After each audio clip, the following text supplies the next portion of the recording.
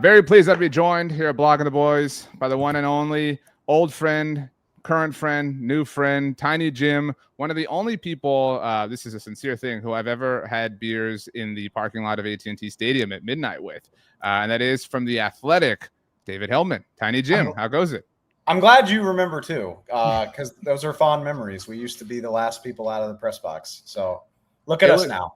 It was a good time. It was earlier. I was gonna say in my career, but I hate when people of similar age will be like, when I was this, because it was similar time for you. You know what I mean? But it was always fun to kind of unpack the atrocities that are the Cowboys, and that's what you're here to do today. Yeah, I mean, a different venue, different time of day, but same general ideas, like looking at each other and saying, "What the hell just happened?" So I wanted to ask for context. You started with the Cowboys in 2013, is my memory correct? I did, yes. Okay. So I think the public record, public perception, public polling of the Cowboys is as low as it's ever been, right? Like the Micah trade might be like the lowest day. Actually, I think the lowest day is the Packers loss, the playoff loss, the third one, the 23 one. This is number 2. I think you would agree with that in your history, your assessment. Yes and no, just because like I think the public opinion and the pulse of the fan base feels so weak right now that like like there's some outrage and a lot of people are pissed off, but I almost feel like there's a general sentiment like there's a decent number of people that are like, well, let's just try something new. Even if it seems stupid, like let's just do something new and maybe we can nail these draft picks. And then there's another segment of people that are just like, whatever, man, like how much more pain am I supposed to take? So like it is bad, but like, I think you're right. I think it all stems from that Packers loss where like only the most optimistic diehards can muster up the strength to even be mad or sad anymore. Like that's kind of my read on it. And the reason I wanted to ask or to talk to you about this is like, what comes close to that? Because I think like my experience after the Dez catch was like nothing but hope and nothing but momentum of like, okay, they're going to get back. They're going to do this. They were so close. They were robbed, blah, blah, blah. And even after 2016, momentum behind this nucleus is very young. It stands to reason they're going to be able to do this, for the foreseeable future. Lots of, proof to prove that those things didn't happen. But like, what even comes close to this, like the weakness of the pulse? Like, you're right, it's faint. And so I can't recall a time where it was anywhere near this. You know what's funny? I have a really vivid memory. The 2021, it wasn't even the Packers loss for me. The first Niners loss. Okay. The Jimmy G one. It really broke me. It broke my faith that something's going to change because they went 12-5. I think they were the 3 seed that year. Yeah. And Dak was great. And they had the monsters at receiver, like Amari was good and CD was becoming a star. And Micah showed up and like, it was super exciting. Micah was like, he gave them like kind of a shot in the arm the way that Dak and Zeke did in 2016. Right. And like, it's not that I thought they were going to win the Super Bowl, but I thought they would do better than losing the wild card game to a 10-7 team that was like up and down all that season. Like, it's easy to think that the Niners were always a juggernaut because they've been so good.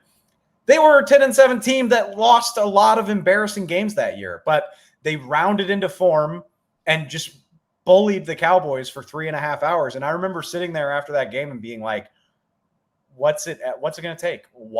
How did a team this good fall on its face this hard and like not even push to like make a real playoff run? And everything that's happened since then has just sort of, it's just been more evidence for my point where I'm just like, I don't know. I don't know. So like I broke quite a while ago and like nothing that has happened since then has restored my sense of faith that it could be different. Yeah. And you're right. Like in 2014 and in 2016, you're just like, oh, they're so close. But if they just did this, it might be different. Whereas like the last 3 years, I'm like, I don't know if it matters what they do. Like that's genuinely how I feel. Well, like to like the point, I remember like the 2015 draft was like super exciting. It was like, okay, they got Byron Jones and Randy Gregory fell to them, and the Lyle Collins situation, as unique and tragic as it was like, man, they just amassed all this talent. And there was the Greg Hardy thing, whatever, but like it felt like they were adding a lot of talent, and there was reason to believe that they were going to be good again.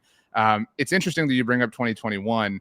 A lot of people wanted the Niners, wanted Jimmy G, and they had to, if I recall, beat the Rams in Week 18 just to get in, and everybody was pumped that it wasn't going to be the Rams. Lo and behold, they win the Super Bowl. And on just a very quick tangent, I recall you being one of the only people who agreed with me that the play at the end, the Dak run, like there was logic behind that. Like people like just joke and clown on that. Like there was legit logic to that, but I mean, it didn't work out.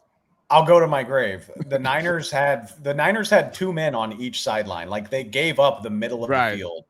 It didn't work, and that's okay. But like we can the fact that it didn't work doesn't remove the fact that it carried logic. Is my point. If Dak slides like 2 steps sooner, or if they just don't bungle the hurry up, then I mean it still wouldn't have worked because you're throwing into the end zone from the 25-yard line. But they would have had a shot to throw into the end zone. Like it would have worked if they had executed better. That's my only point. So back to the here and now.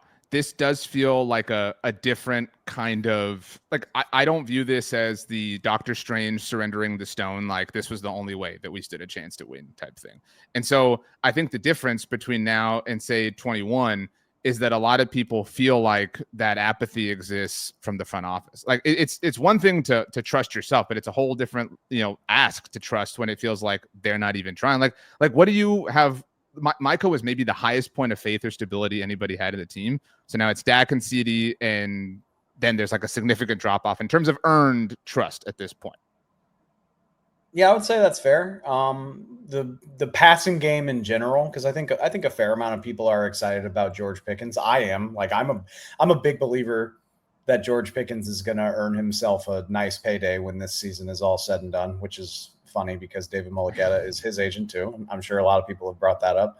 But I think, I think the passing game has a significant degree of trust, whether you believe in Dak and those guys to get it done in the clutch moments, whatever. But assuming relatively good health, like he can throw for 4,000 plus yards, like he does it on a routine basis when he's able to finish the season. Other than that, I would say you're right. I mean, I think that's the other thing too, is like, obvious, like losing Micah is bad and it makes your team worse, but there weren't that many people with high expectations for this season anyway. I think like the most optimistic take on the Cowboys this year was like, if they catch the right breaks and the right guys play well, they could go 10-7 and be a wild card team. And maybe the Eagles don't repeat because it never happens in the division. Right. Yeah. Yeah. I mean, theoretically, maybe that's possible.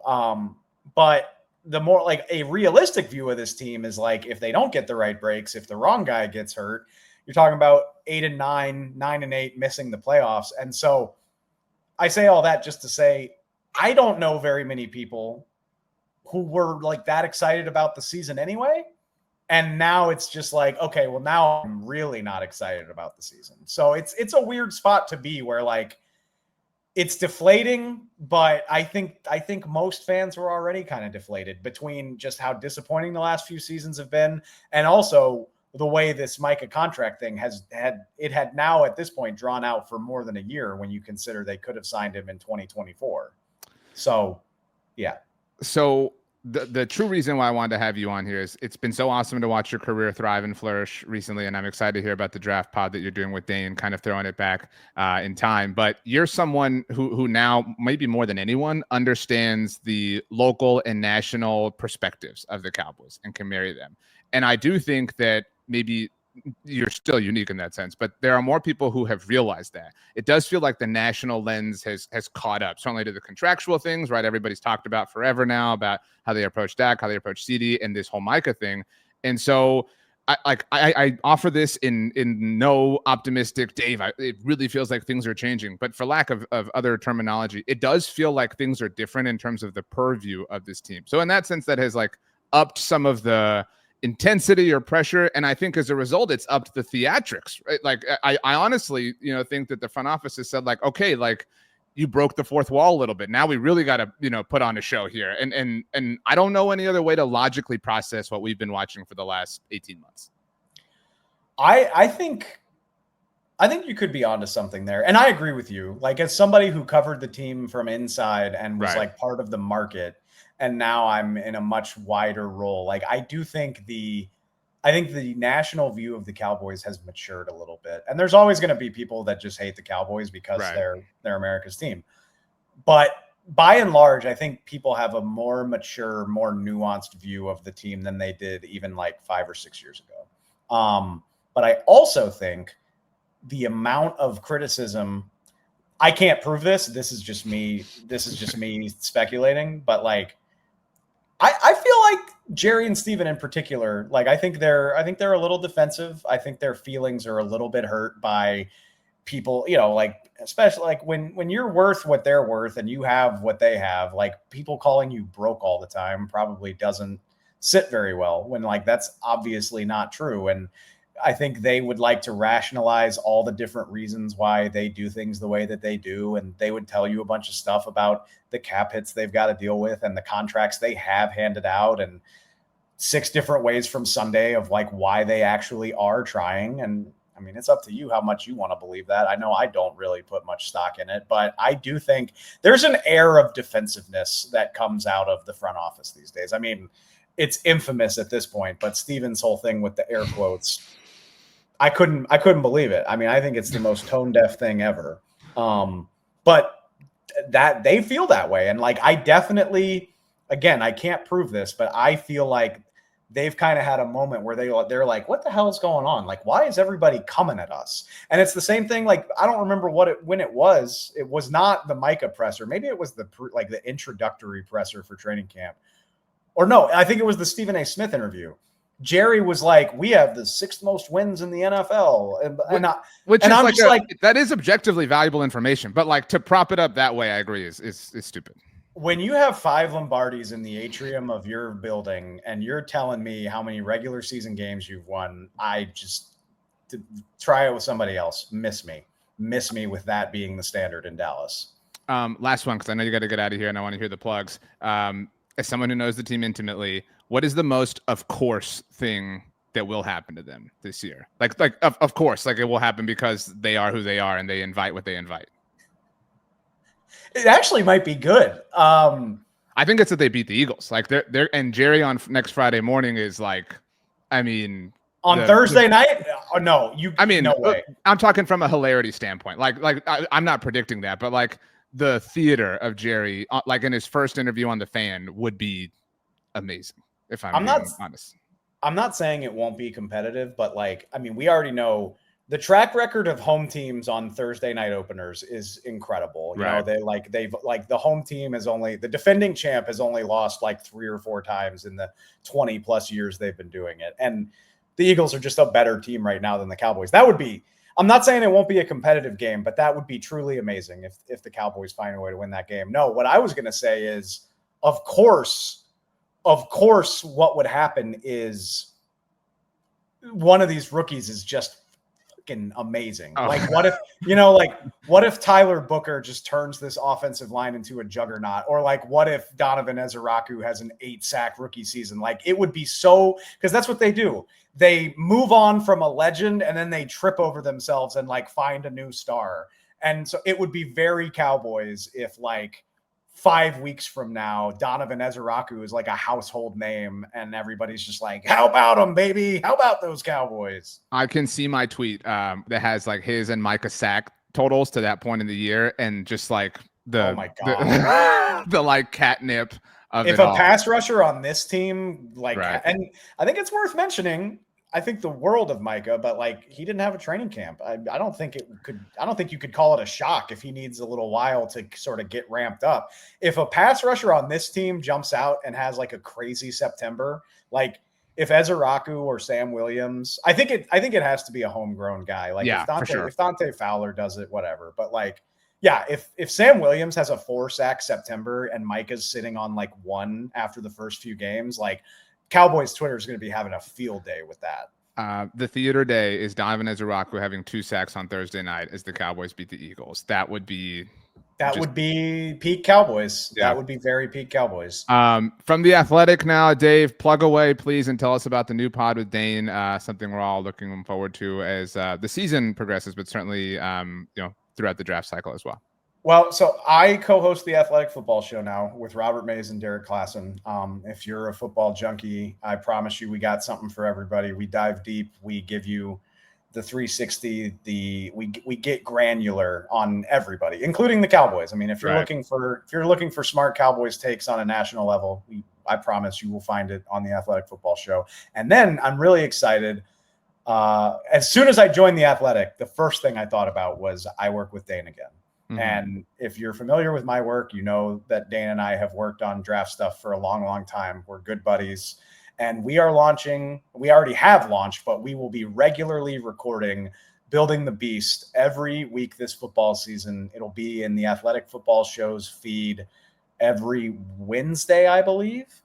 You can find us on YouTube, wherever you prefer to get your podcasts. But every week from now, I mean, we'll see what the schedule looks like when we get to the actual draft cycle. But every week for all of football season, Dane and I will be breaking down college football from a draft perspective, talking about the impressive prospects, who's climbing the boards, who's having a great season, who's having a disappointing season, whatever. But, if you're a Cowboys fan and your team now has 2 extra first-round picks to use over the next couple of years, it seems like exactly the type of podcast for you. So we would love it if you came and found us. Of course. The most of course thing that would happen to Dave, formerly of DallasCowboys.com. You know what I mean? They're getting to you with the of course.